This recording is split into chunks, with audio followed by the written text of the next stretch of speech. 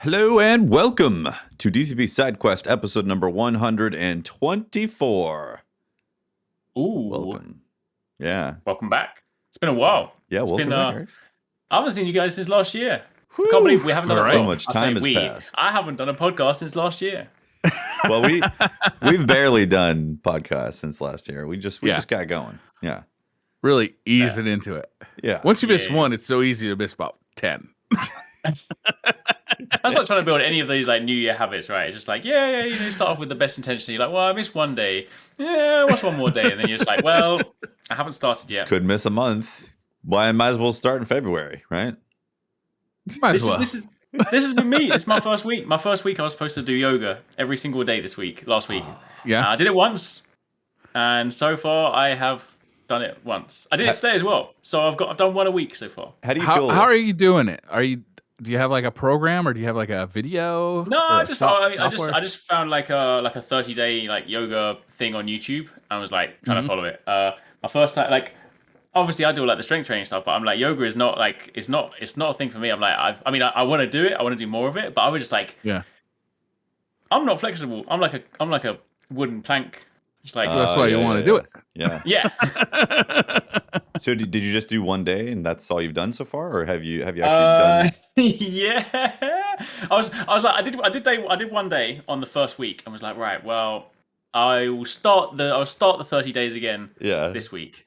And have not quite gotten around to that just yet. That's funny. So we've done a few of those 30-day programs with the yoga stuff, and like I always find like I feel significantly better after doing that. Yeah.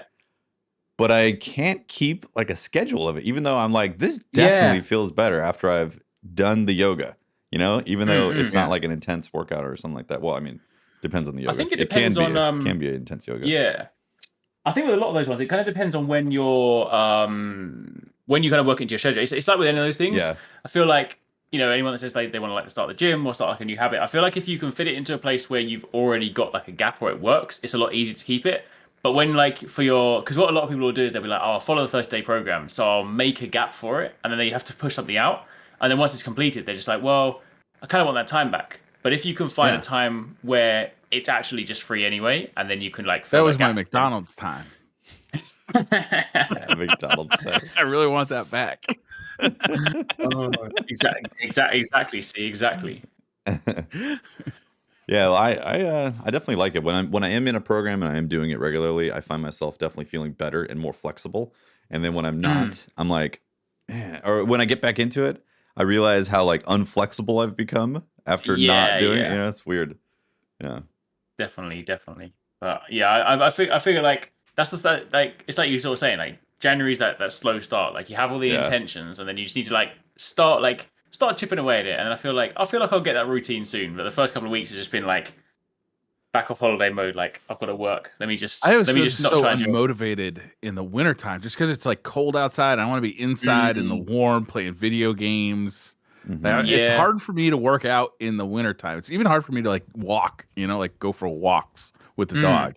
Like in the spring and summer, I'm all about it. Like I love getting out there and doing stuff, riding the bike, going for walks. But in the wintertime, I just want like I'm in like fucking like nest mode or something. Yeah, it's cozy up to your entertainment system mode.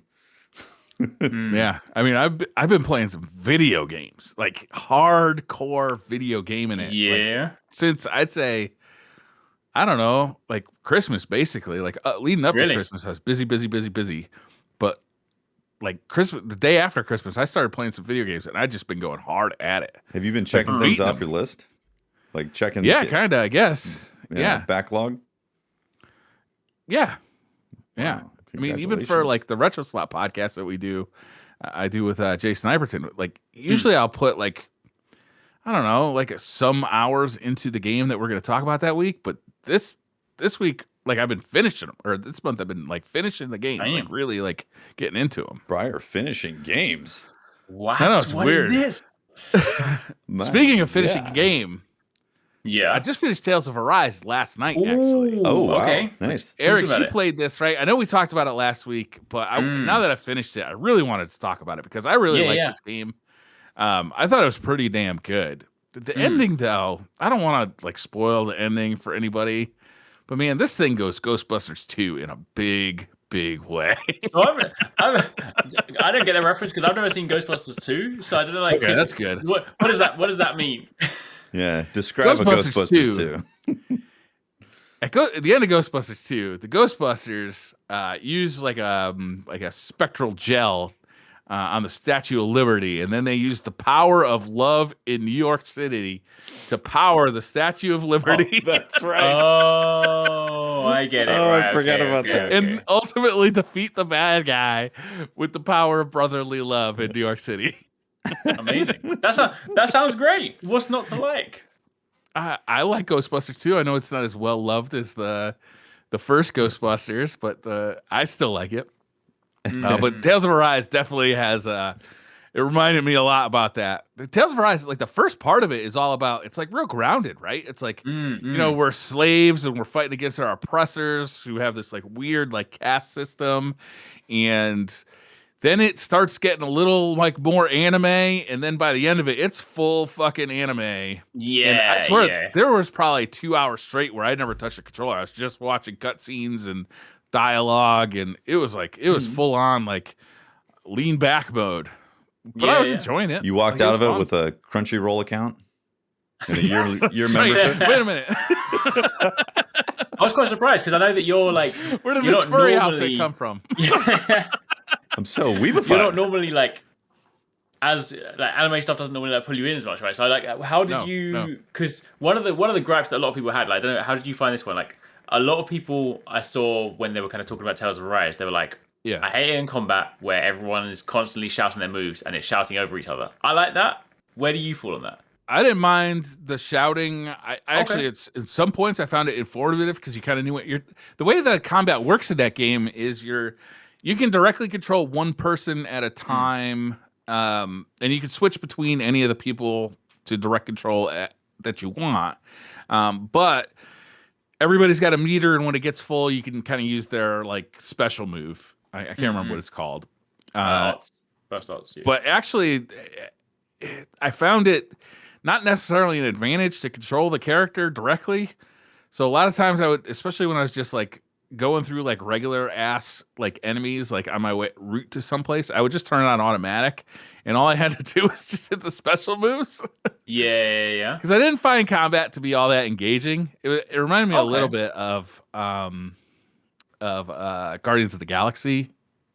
Oh, really? Where, like I just didn't find it to be all that engaging. I felt like I was enjoying it, but I wasn't like loving it. I guess I don't know. It wasn't the main part of the game. The main part of the game was the story and the characters and the anime. The anime, yeah. No. I mean, it definitely has that anime like kind of storytelling mode where the characters are so stupid because they cannot understand like basic feelings and basic comprehension of like how to interact with other people. But you give them like an astral problem of like spirit vapors that are gonna like destroy the universe, and they get it like that. Like they don't have to explain it another second. Celestial beings from like the Eternals or something. Yeah.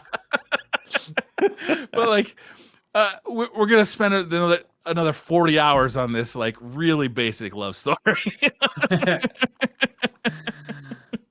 That's funny. Oh dear. I don't know. I really enjoyed it. You know, I think it sure is pretty. Yeah, it's a really good looking game. I'm quite like I think it was because that was the first like Tales of game you played, right?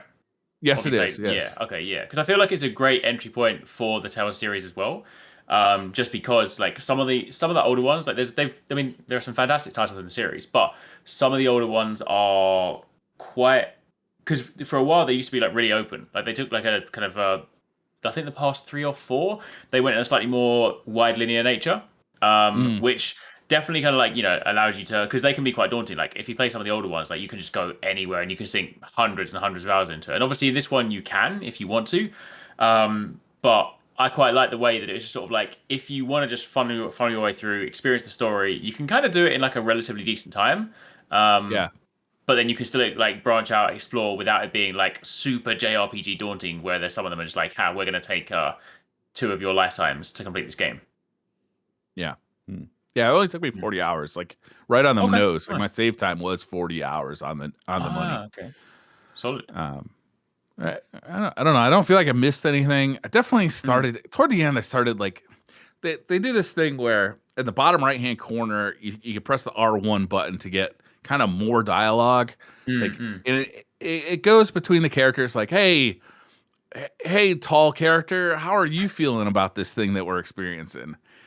And they explain it, but you're like, wait a minute, that didn't add anything to the last conversation we just had. So it's like I started skipping some of those just because I didn't feel like every once in a while you'd get a nugget out of it, but mostly I just felt it was unnecessary. Yeah, I think part of the reason for that as well, because that's like a legacy thing from like Tales games, because they're called like skits, and they used to be like a they've always been like a fun little kind of interaction. But because the way that it works in this one, they'll obviously stack up. So you don't have to watch them; you can watch them at different times. I think if you watch them as you naturally engage with them, or like they encounter, they are supposed to, generally speaking, complement what's going on. But I think what happens sometimes is like you get so enthralled in like the game or the world that you forget there's like 3 or 4 that are stacked up. So then you're basically watching previous conversations that now no longer link to what you're doing. Yeah. Um, I think it'd be better so if they just if they just went away or they went into yeah, like a sub menu where you could go back and look them up if you wanted to, but like it yeah. didn't come up as a prompt anymore, like once it wasn't relevant anymore. Oh yeah. Yeah. Yeah. I you know, I would have liked this game a lot better if I engaged with the combat more. Like Right, Final interesting. Fantasy VII remake, I really like the combat, so that was a kept great me combat system. going. Yeah. That kept me going through like I wasn't just like looking to get through the combat to get to the next story beat. Like I was enjoying both parts of it. Yeah. So I don't know. I would have liked. I found myself Maybe it's farming just not to my in Final preferences. Fantasy VII. Yeah. I found myself willing Yeah. to farm in Final Fantasy VII because I like the combat. Yeah. Interesting. Oh my It's god. interesting. Yeah, I guess that is their own, because I mean, like, I enjoyed Final Fantasy VII like remake. Like, combat was good, but for me, like, I mean, I am a little bit biased because I've played like a lot of the Tales games, and I like them anyway. But like, I personally loved it. Maybe it's because I feel like that. I just have to do the open honest thing. I feel like I like simple games these days. I'm a simple guy. Like, I'm just like I'm basically a casual gamer these days, right? I'm just Nothing like, wrong so with that. but I quite like Tales because I can go in and like. You're right. Like, it doesn't necessarily have to be. It's not super deep combat, but I think it's the satisfaction where I can go in and I can very easily like juggle something and feel good about myself. Like, I can pull off flashy things. It's kind of like, when you play fighting games, like some of those are like slightly more accessible for like new players, and I quite enjoy Yeah. those ones because I'm just like, I can actually feel like I'm doing something versus Yeah. going into Street Fighter and getting butt kicked because I can barely punch. Yeah. I got to agree with you there. Like I did enjoy the fact that like those big like screen filling. We had this conversation about Guardians of the Galaxy, right? It's like those big combos that you get with those guys in Guardians of the Galaxy. They weren't those big screen filling combos that you definitely get in Tales of Arise. Yeah. Huge animated like, whoa, we're gonna like do this like dance of tornadoes in the sky and yeah. fire and water are gonna crush you, and I'm gonna bash my shield into your spine, and then I'm gonna use a hammer to fucking bash it again. Bang It's like, him. oh, Oh, dude. it does look cool. Like you watch some of these animations 100 times, and they never get old. They're so cool looking, Wow. and bright and colorful. Like you're using all the RGB. Yeah. The full spectrum. Yeah, all of it. Billions of No colors. color left behind. Yeah, I'll have to play it sometime. Like I said, I'm holding off until Game Pass because I feel like it's going to be a Game Pass game. It totally feels like a Game Pass. Yeah. I don't know that I played it on PS5. I don't know that you're really getting anything by playing on PS5. It does runs at 60 FPS, but it's not like like if your options are PS4 or Xbox, I think that's fine. Well, I'm assuming the Xbox Series X would have the same stuff as a PS5. I would assume, yeah, I would assume so. But I'm just saying, would hope so. I don't think it doesn't feel like it needs to be in a PS5 or Xbox 4 game. Yeah, for sure. Well, I got roped into playing PUBG again. Oh yeah? Okay. How is that weird ass place treating you? It's the same weird. They have new maps, right? They have a new map, I think. Yeah, and they so actually they added the gulag, the Warzone gulag. They added that. It's called something else. Oh, really? It's like the survive the something in the latest map. Okay, so backstory. I didn't willingly play PUBG. My friends forced me into it because they were like, "Oh, it's new stuff," and they wanted to play.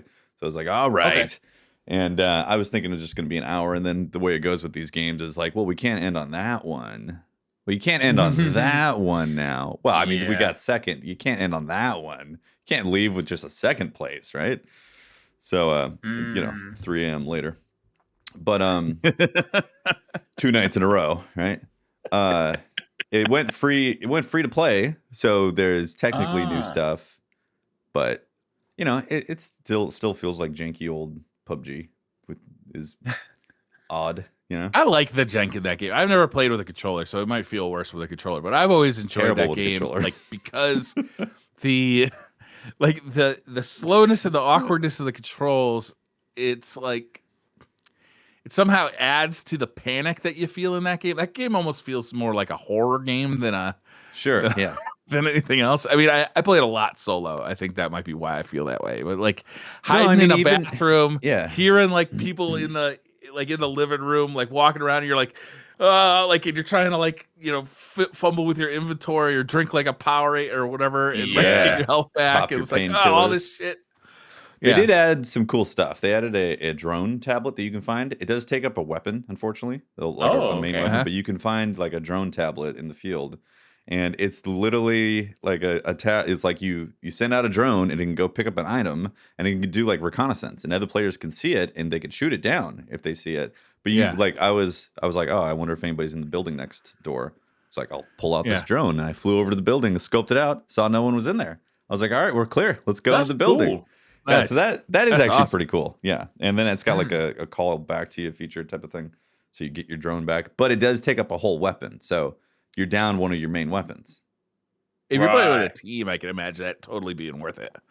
Yeah, because like having one guy with a drone, sure, to do reconnaissance. Apparently, it can go up to like 300 meters as well. So you can't go, you can't go across the whole map, but you can like go a decent amount of time. Like you can go see who's shooting you on the hill with your drone. That's right. That guy that's always in your fire team that can't hit a snipe to save his life? Give that guy the drone. That's me. This is why I don't play like all my memories from PUBG. Like I tried to have fun with my friends and stuff, but like everyone that I play PUBG with, they're just really good at it, and I'm just like it stresses me out because they'll get so many kills, and I'll just be there just like I don't know, doing nothing. So where you going? Well, they added another thing as well that I think you'd like then. That you could get behind. So obviously the drone tablet, that's one thing, but they also added a EMT kit that also takes up a weapon slot. So you can heal better, and you can heal other teammates with your inventory. So you can walk up and use it. I can't heal people. Oh no. Can't heal? Nah.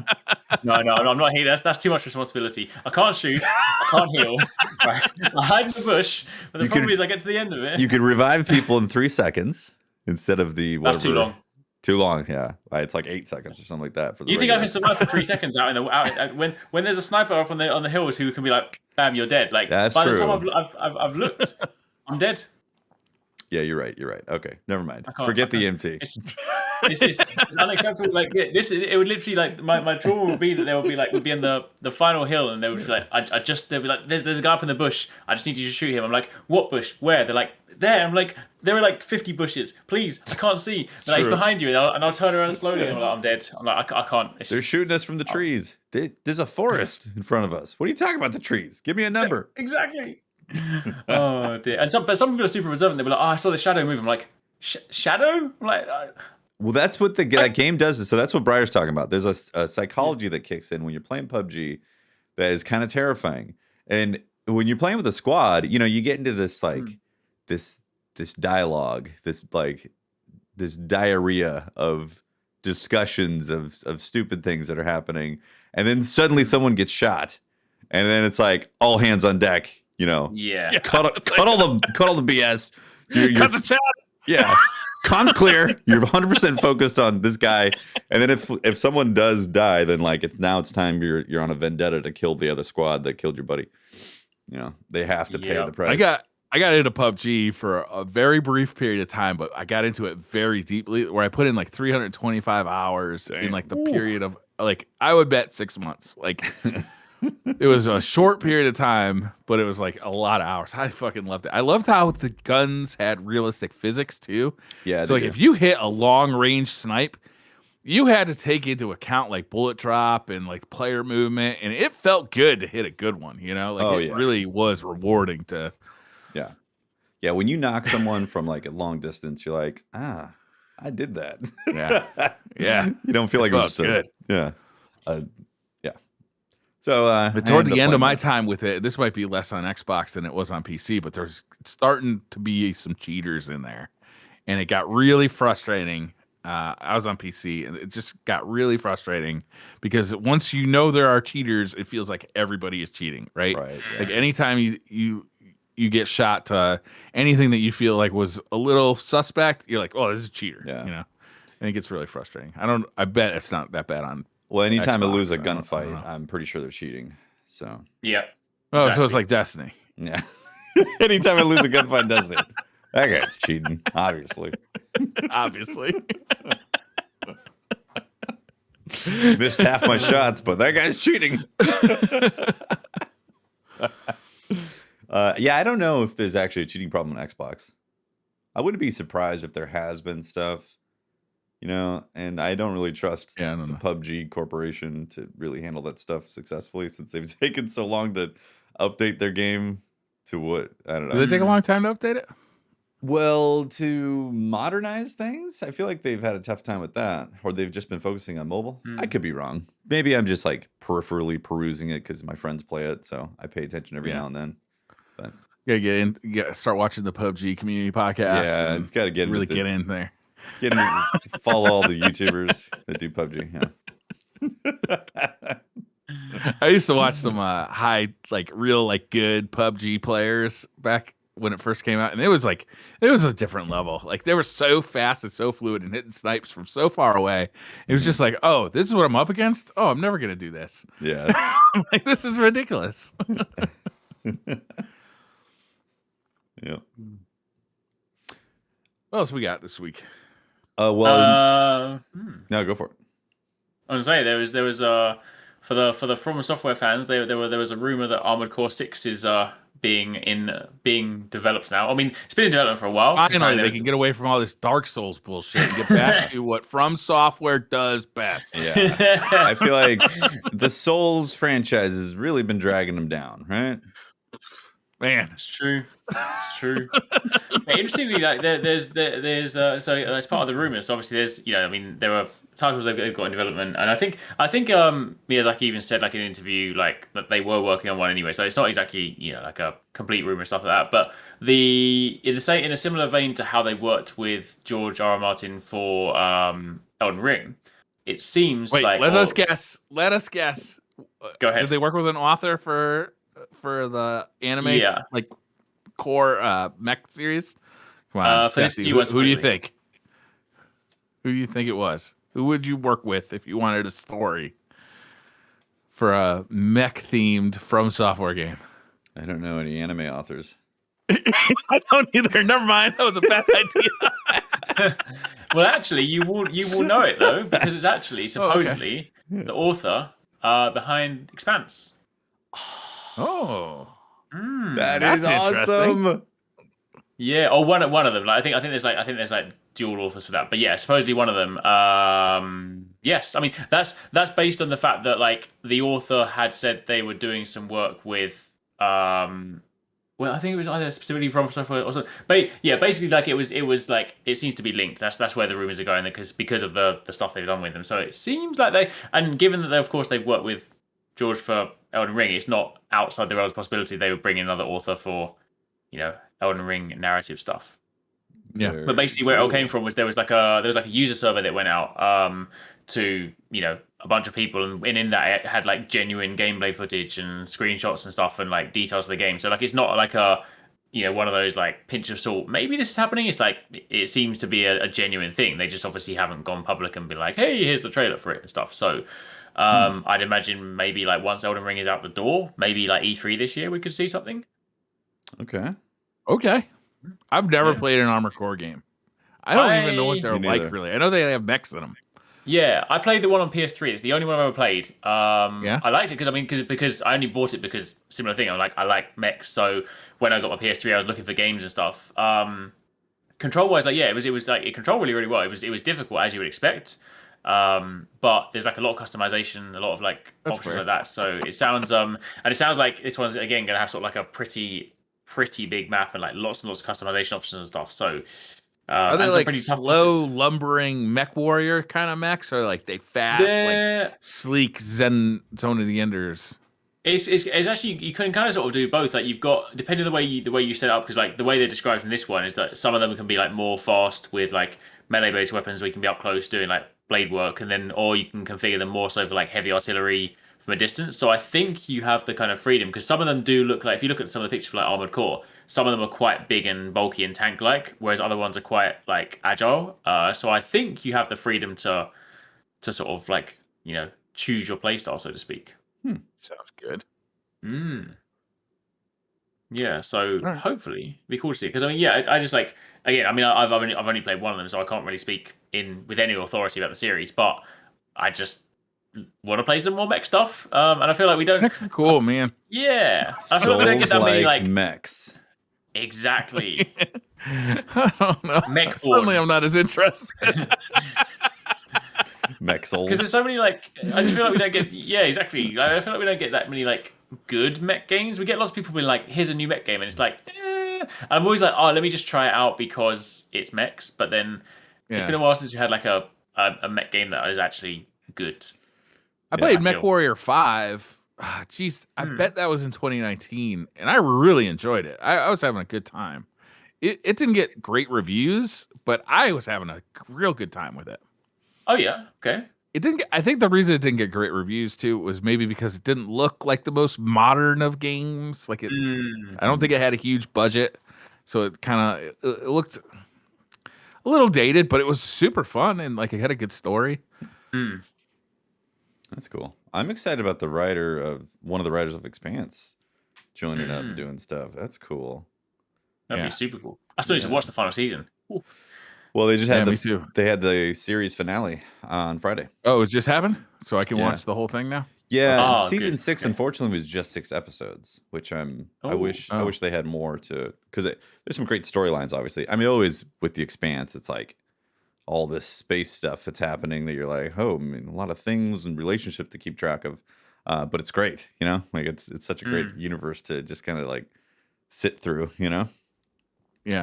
Yeah. Well, now that I'm finished watching the last season of Cobra Kai, I got a little time in my schedule. I can watch something a little lighter like The Expanse, Another space thing that is good on a random tangent, but there's a Korean show called The Silent Sea. Oh yeah, Netflix. I've heard about that. Seen that on Netflix. Yeah, is it good? Actually, it's actually really good. Yeah, I really liked it. It was. I would highly recommend checking it out.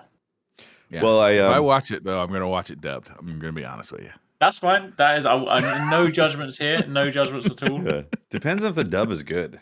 Sometimes the dub is terrible. Then I'm probably not watching it. Yeah, it's a tough one. I was gonna say though, I thought it ended really good. Expanse. It definitely left things open, and they said I remember reading something a while back that they said they were going to tie up the storylines that were pertinent to what was happening in the Expanse at that time with season 6, but still leave the world or like the world open to more stories that could happen in like a different network or something like that. Because like movies or because Amazon didn't pick them up for another season, but that's crazy. I don't understand that. Why would you pick them up? Yeah, I don't. It is weird. Like Amazon is loaded. It's got tons of cash, and then Wheel of Time kind of felt like it had a smaller budget than what Netflix. Wheel of Time really looked like it had a small budget. Yeah, and so and Expanse. I imagine Expanse only had 6 episodes because they're probably like, well, here's your budget, and it clearly is not 8 or 10 episodes, so they probably packed it down to 6 episodes to make that happen. So I don't know. It's weird. And then you have like Apple. Too much money on that space penis. Yeah, the space penis got the budget. But then you have Apple putting out stuff that like looks amazing, but sometimes just I don't know. I don't know about this. I like narrative. that. Is it One Step for Mankind or For Mankind? Oh, I haven't seen I that like one that yet. show. That one's pretty good. Yeah. I thought it started a little slow.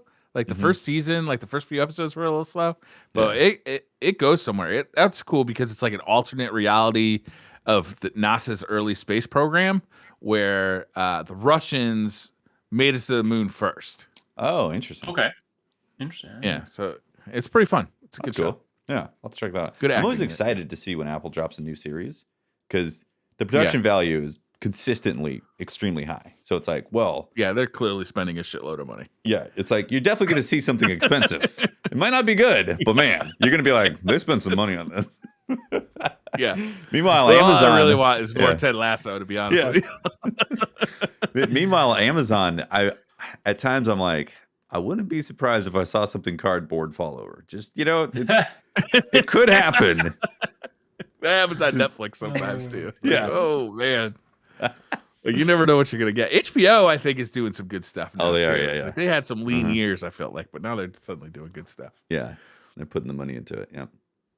Yeah. So, anyways, I recommend Expanse for sure. If anyone hasn't seen the series yet and you like space stuff at all, Yeah.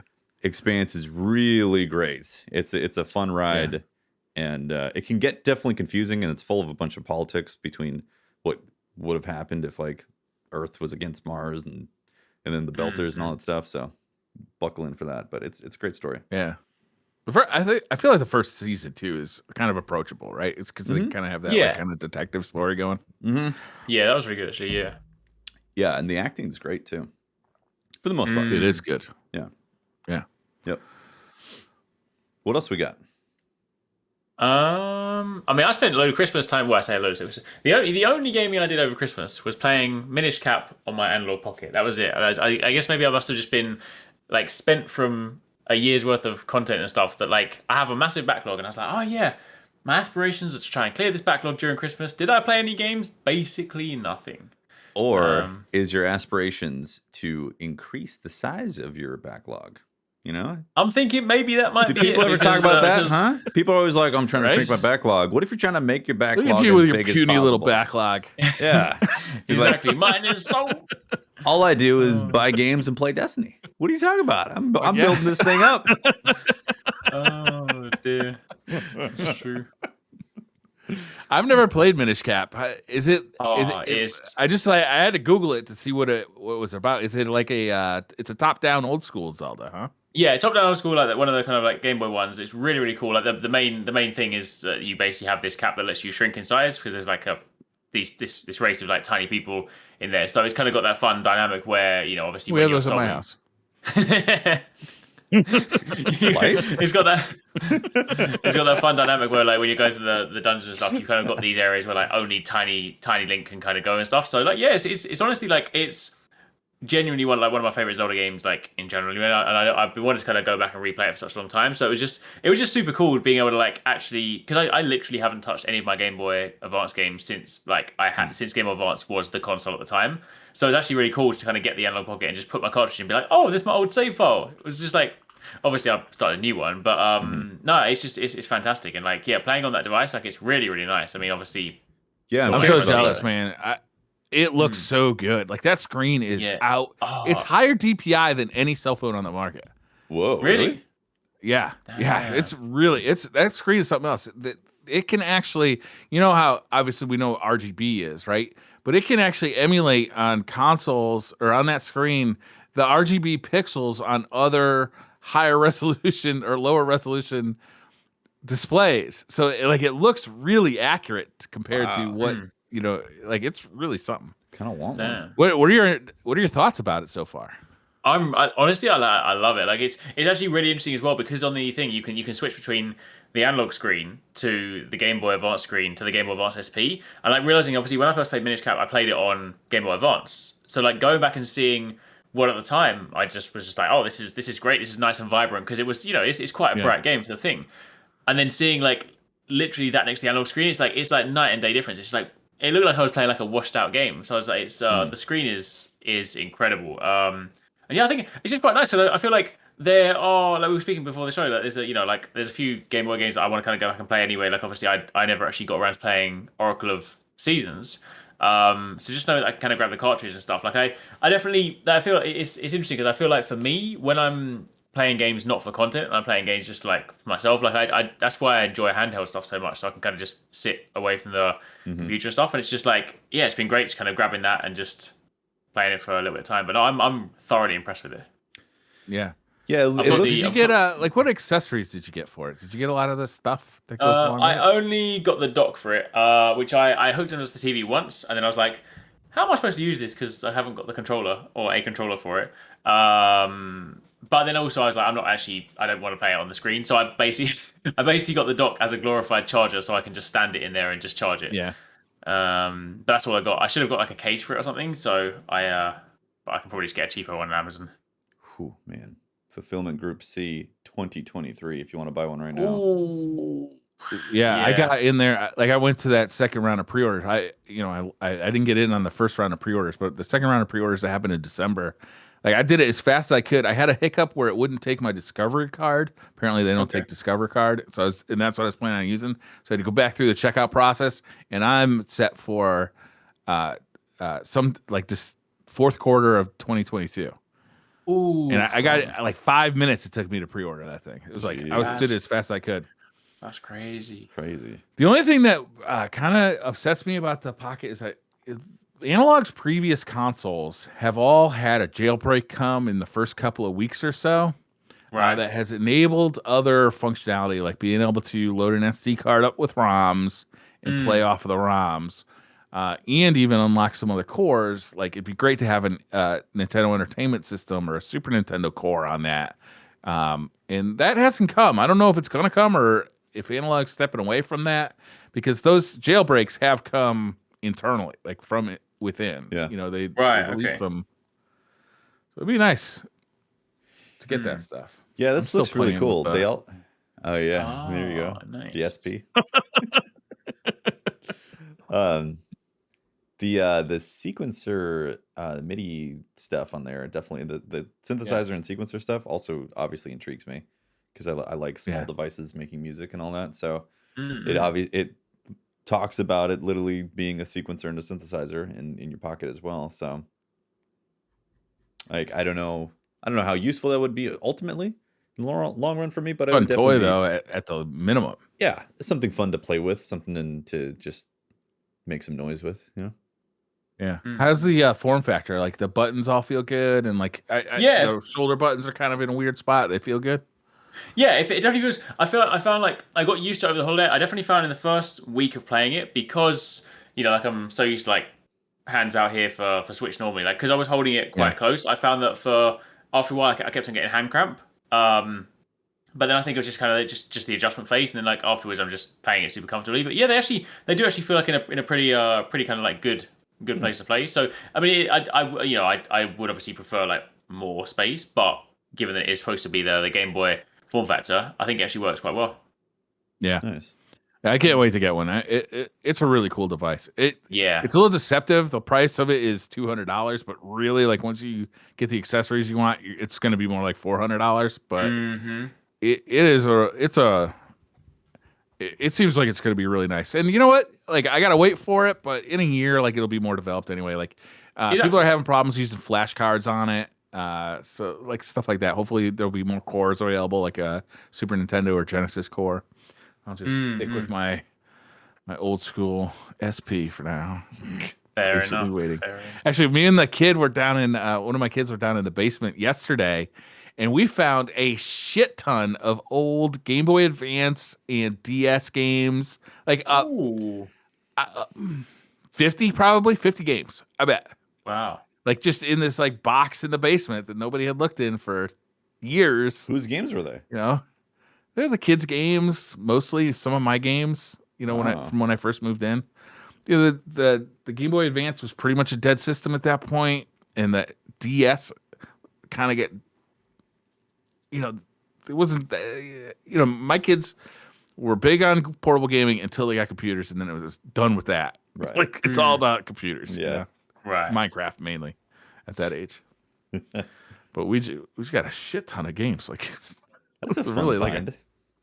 we found awesome. 3 Game Boy Advance SPs, 2 DSs, and a bunch of games. Wow. No chargers though, so I had to order chargers from Amazon.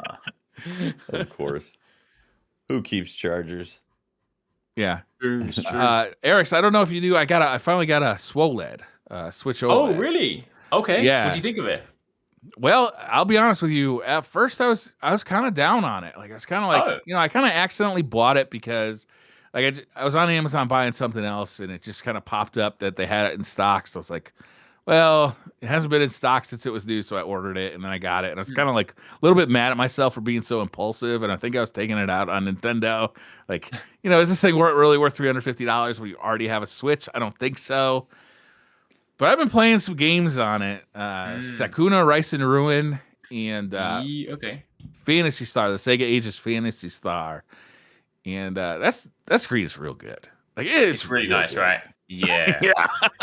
Playing, obviously I know you've finished it now, but like playing Metroid on that was really nice. I did have to boot up Metroid on it just to see what it looked like. I did play Metroid mostly on a TV, an OLED TV. So like I'm used to seeing it like that, but having it on the small screen, it looks like it's higher resolution because you're looking at such a small thing. And then with the OLED, I don't know, it did look good. Metroid looks real good. But I'm starting to come around on it. I still think it's too much for them to charge $350. That's how I feel. Yeah. I feel like it's way too much money for the type of hardware that's in there. Yeah, I mean that hardware is old. The only thing new about that Switch is the screen. I think the speakers are kind of new too, and I don't know. It just feels like a cash grab, but it is nice. And like to be honest with you, I've bought a lot of Switch games. I'm gonna want to be playing those for a long time, so it's nice to have like the nicest Switch. Because I think we're starting to get rumors about a Switch replacement, right? The Switch. Whether it's going to be a Switch 2 or something new, like another round 2024, 2025 is starting to look like the date. Okay. Jeez. I'm sorry. Yeah, 2024. Yeah.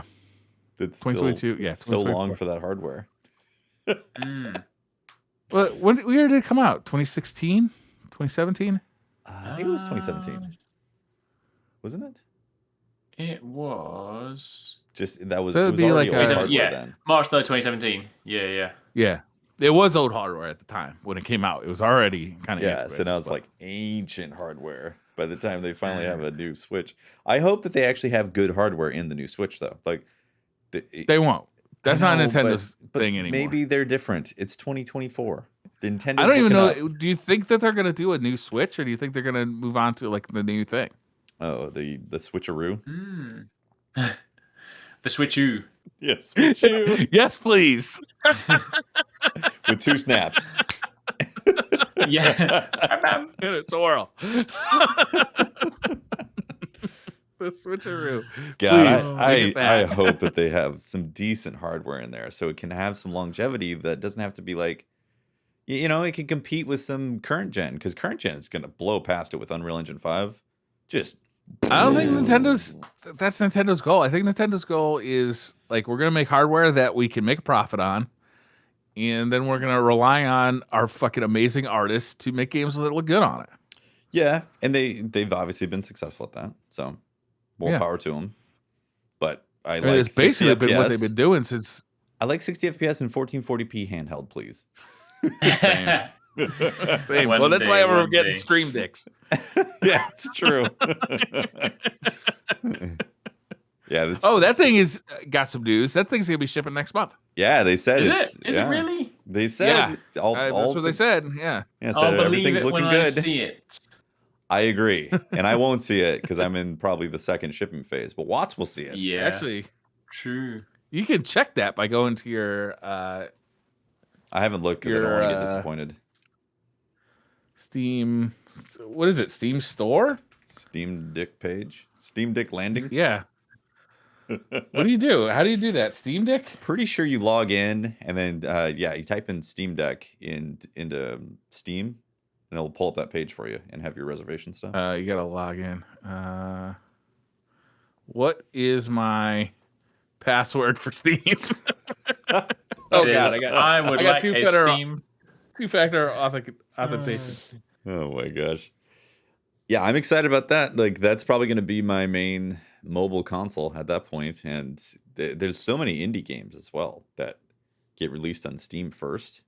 You know, the Switch has kind of had the market for a while of being like the indie title to play it on, even though the hardware isn't as good. Yeah. But they've had the hiccup of the store being so like scrutinized for developers to be able to put stuff on there. You know, like the vetting process. So now Steam can kind of basically be that market for the handheld indies that pop out right away. I mean, they're already there, right? Like the games are already there. Yeah, the games are there. They just don't have the hardware or the handheld yet. Yeah. Mm-mm. Well, I guess there is handheld options. It's just they're not as popular. Yeah. Yeah. They're also very expensive. I mean, Steam Deck's expensive too. Well, not as expensive as some of these like handheld PCs that they've been. $1,000 is not unheard of for these that's handheld expensive. PCs that run Windows. Yeah, and we're here complaining about the SWOLED. Yeah, Exactly. I'm still it's a going to bargain. complain about the SWOLED. It's a bargain. In 10 years, I'll be like, 2014 hardware. $350. So. It's a nice screen though. Was it like an NVIDIA Tegra or something? Tegra 3 chip, something like that? I don't even remember. It's definitely a Tegra, but it's an old one. Yeah. Also, the Steam Deck. I think me and you, Tefty, we got the most expensive ones, but you can get it for as low as $399. You got the middle ground one? Yeah. Yeah, I bought the mid-tier one. Yeah. Yeah. So it starts at $399. It goes up to $649. Actually, maybe I bought the 649 one. I can't remember. I thought you did, but I know Watt's got the 529. Eric, so you got the 529? No, the 256. Oh yeah. Oh no. Yeah. Yeah. If that's the middle one. Yeah. Yeah, 529. Yeah. Can't wait. Mine still says shipping in Q2 2022. So okay, we'll see. I'm assuming that's where mine's at too, because I got the second shipment, not the When's first. When's Q2 start? March? Yeah, after March. April. Yeah, beginning of April. Yep. April, May, June. Long way. Oh, it's gonna be perfect though. Summertime, you want to be outside playing some Switch games or playing pitch some pitch your tent next to games. the lake. Ooh, can we call them Dick games? Dick play. Oh my gosh. Like, let's do some out the park Dick play. Link up for some Dick play. How to get your Steam Deck confiscated 101.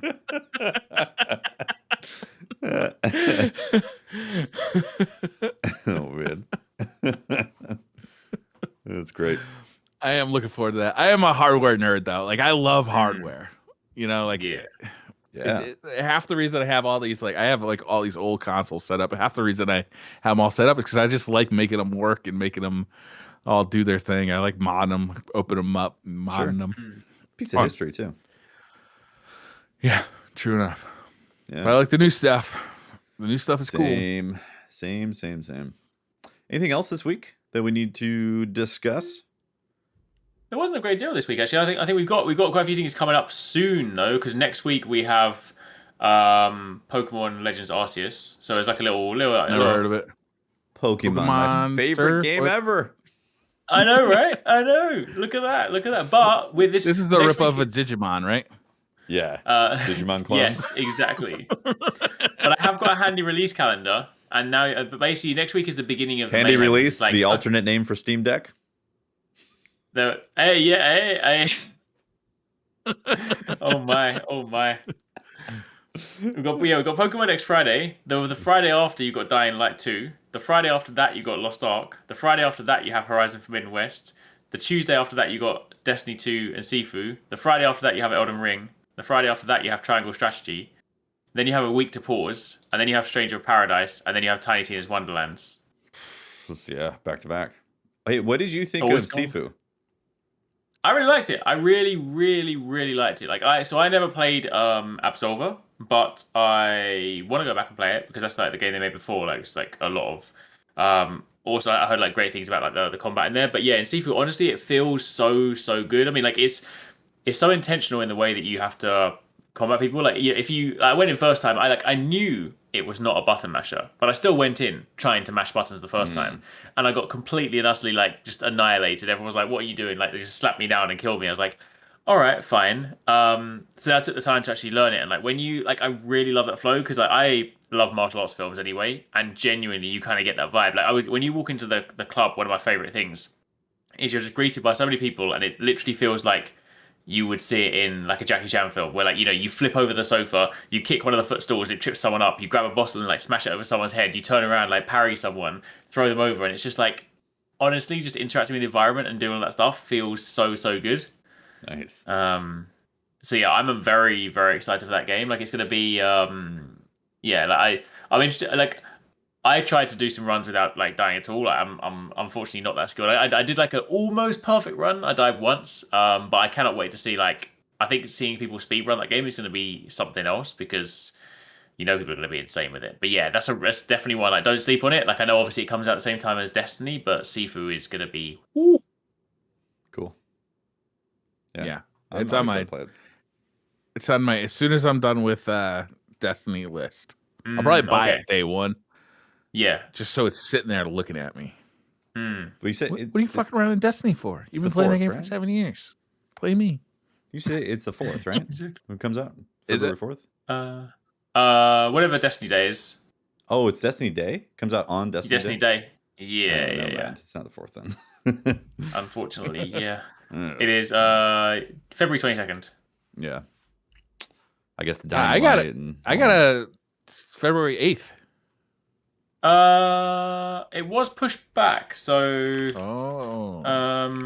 that might be the old release date. I'm gonna go to Epic Games. Yeah, it was initially released. Actually, no. You're right. This was they did it in reverse. It was initially slated to launch on the 22nd. They brought it forward. Oh no, so it is February 8th. Galaxy brain right there. Nice job, Sifu. Good job, Sifu. I'm playing it early February. I'm smashing. Oh, okay, that's great. Smash and grab. Oh man, I can't wait for this game. It looks so good. Yeah. So smooth too. What console did you play it on, Eric? I played it on PC. Played it on PC? Yeah, so it ran super smooth.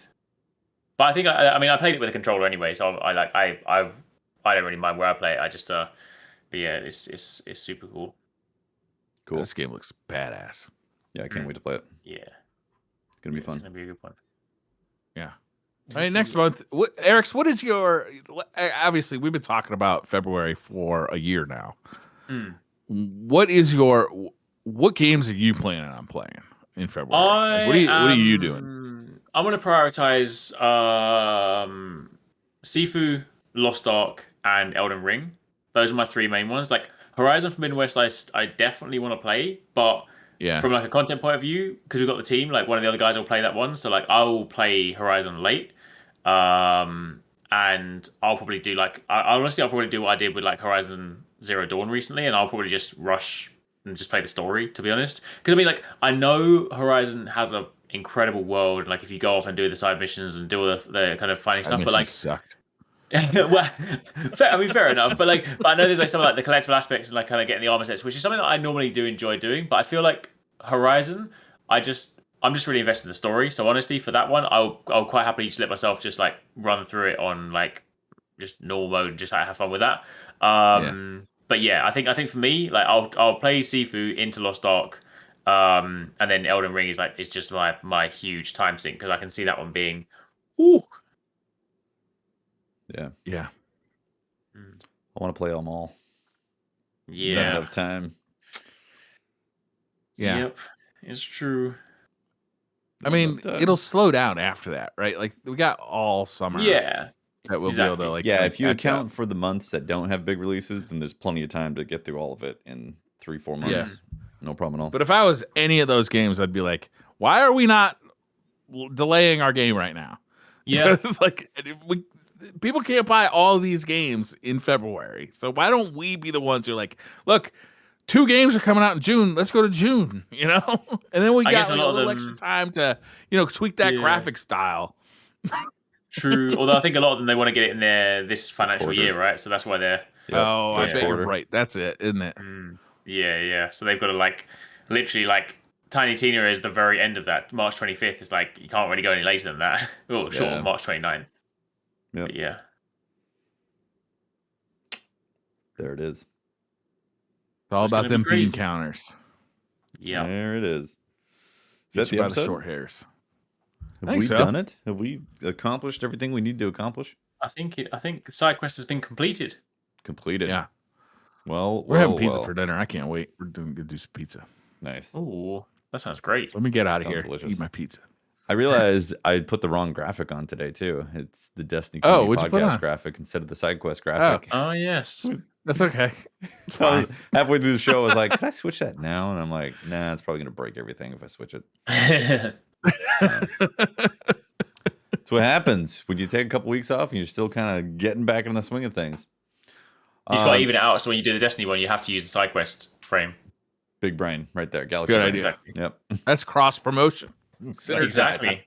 Synergizing. I like it. Synergize, yeah.